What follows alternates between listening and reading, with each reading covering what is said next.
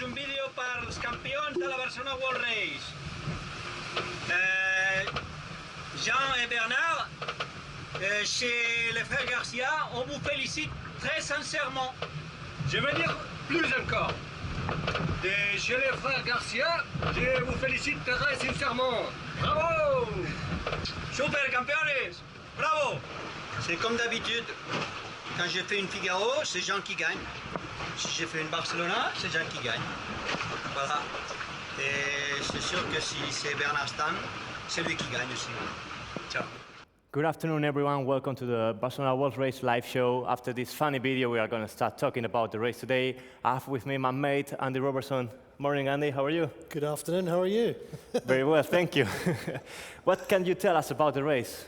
Well, it's quite exciting this afternoon because we have Guillermo Altadil and Jose Munoz approaching the Mediterranean. The return through the Straits of Gibraltar should be this evening, this afternoon. They're about 50 miles off. They're slowing down progressively. The breeze is slackening as they get closer to the Straits, but we do expect them to go through during the course of the evening. At the same time, Gaius going a little bit quicker. They're both getting closer to the high-pressure system, and consequently, the boat which is closer to the high pressure slows down in lighter breeze, and Gaius going a little bit quicker. So let's have a closer look to our 3D animation, and we can know what's happening with the rest of the fleet. Indeed, the fleet is very well spread out, as we said.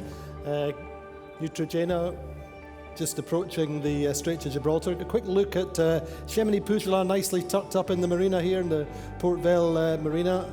Bernard Stamm and Jean Le Cam recovering nicely. The approach to the Straits of Gibraltar for Neutrogena and Gaius. Neutrogena were close to the African coast, close to Morocco. And then One Planet, One Ocean and We Are Water, still 130 miles of separation. They're getting into a more easterly breeze, so they're starting to make more of east in their course.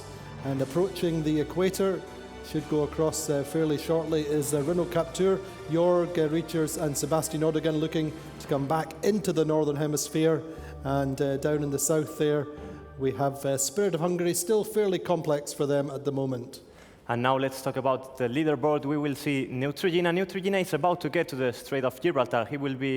Guillermo and Jose will be at Gibraltar tonight, maybe around 11? I think so, indeed. Neutrogena had about 602 miles to go. That's on the 9 o'clock ranking. Remember, it's 583 miles from the Straits to the finish line in Barcelona. Gaius still going pretty well. Today they were making about 10.2 knots compared with 9.6 for Neutrogena. One Planet, One Ocean and Pharmaton and We Are Water, about the same kind of speeds just now, 9.7 versus 10.2. One Planet, One Ocean still the quickest. There's 122 miles between them. Renault Captur were making 12 knots this morning.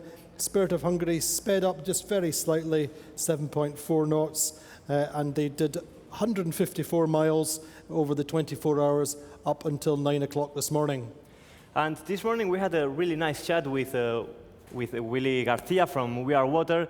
Willy said that they made a mistake trying to go west before the doldrums. What do you think about that, Andy? I think they did. I think that's one of these things that there's a small decision at the time.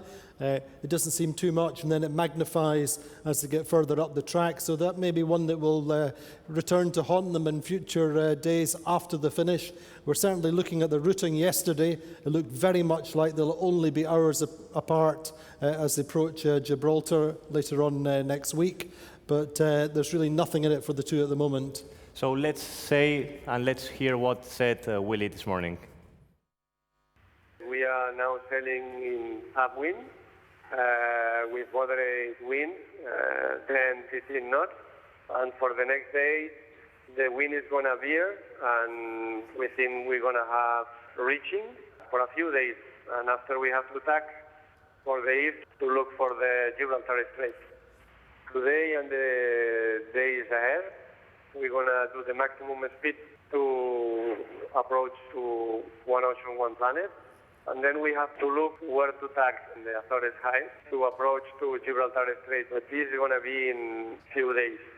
Or in one way you want to finish because we are a lot of of days sailing, and we miss the family, we miss the friends. We want to arrive to experience the arrival day. But in the other way, we know that these are the last days of sailing, and we have to enjoy it. We have to enjoy every sunset, every moment on board. Yeah, the boat is okay. Few things that we have fixed, but it's normal after 85 days of sailing.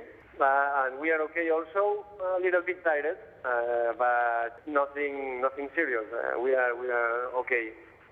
Last day we were pulling the forward water ballast, which is 1,000 liters. It broke, and 200 or 300 liters fell down.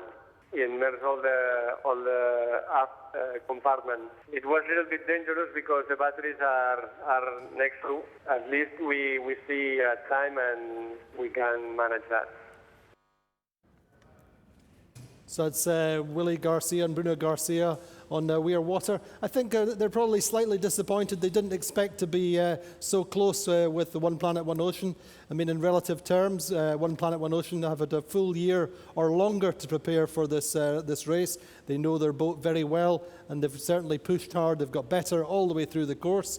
And We Are Water, well, the Garcia brothers never sailed in Imoca before the weeks before the start. They had only a month or 6 weeks to prepare.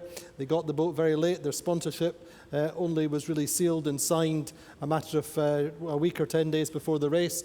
And so really they were starting from ground zero, as it were, and Aleix and Didac had so much more experience, and I think that's been a measure of confidence that's lived with them all the way through the race.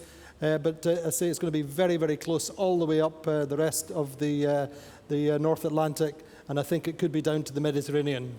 Anyway, they have at least 2 weeks more sailing, so we will be able to see anything happening. Indeed. I mean, I think the thing is, what's exciting for the race is there's interest all the way through to the finish.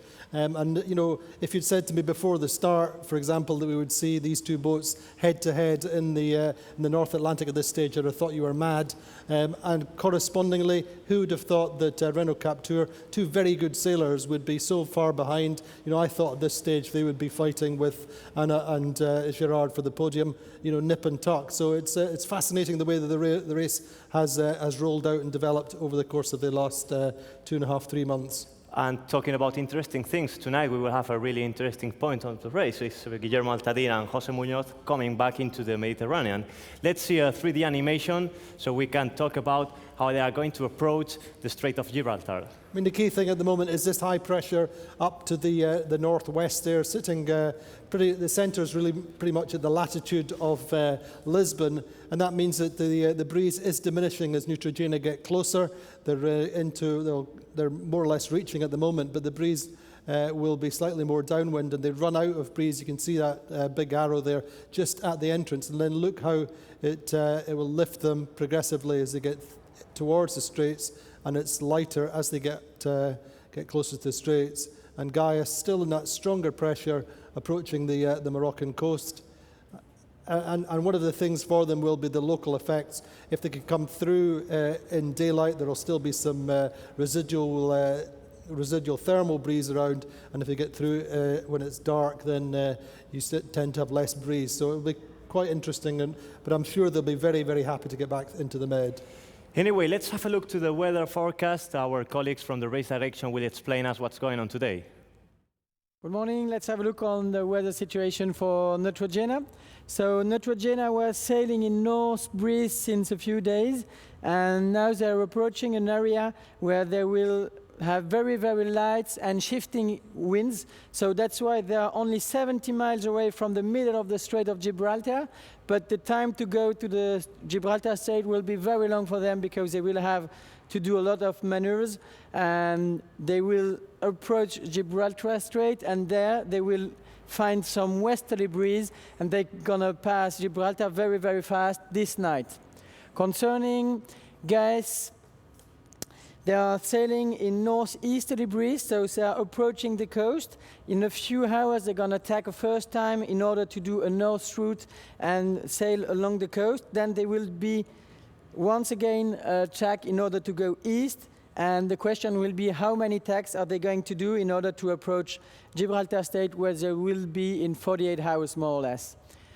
Concerning One Planet, One Ocean, Farmaton, and We Are Water, we can see that during the last 3 days, they were sailing in northeasterly breeze, so that's why they make this route in the west. And now the wind is more east, so they can finally go east also. So that means that they are still sailing upwind, but now they can go better to Gibraltar Strait. Concerning Renault Capture is 120 miles away from equator, so they should cross the equatorial line tonight.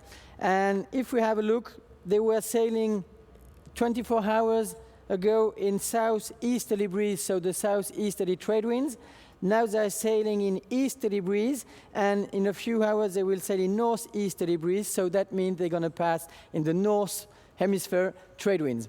For Spirit of Hungary is still sailing upwind in north wind, so with very, very light wind, so the speed for them is very slow for the next 24 hours.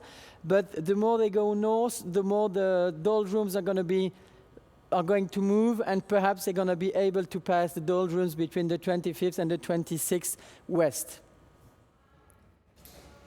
Okay, that's the weather forecast, and it's time to say goodbye. But before saying goodbye, what about having a look to the prizes we are giving to our skippers?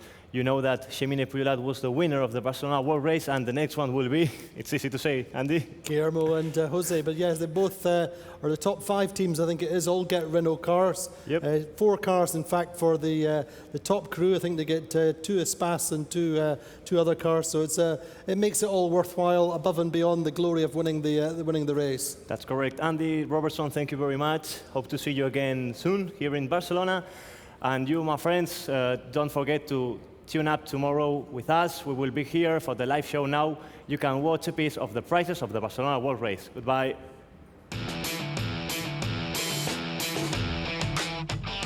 To finish on the podium of the Barcelona World Race is to win some of the big prizes for success in ocean sailing. That's why the skippers race each other and they battle the elements to get around the planet as fast as possible. But their success brings further rewards. The prizes to the top 5 teams include 14 Renault cars, presented by the automobile company, who are race sponsors. As part of their prizes, the winners receive 2 Renault Espace and 2 Renault Zoe cars, while the second place get 2 Renault Zoe and 2 Renault Kangaroos. And for the 3rd and 4th teams, there are 2 Renault Zoes per boat, and finally, the 5th finishers get 2 Renault Twizzys. One Planet, One Ocean and Farmaton skippers Didac Costa and Aleix Gelabert had the chance to use a Renault Twizy in Barcelona before the start.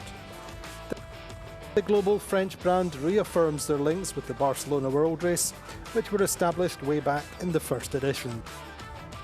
This year, they have of course also supported Jörg Riechers and Sébastien Odegan on board a Renault Capture. And Renault have given 7 more cars to the winners of the game, the virtual race of the Barcelona World Race.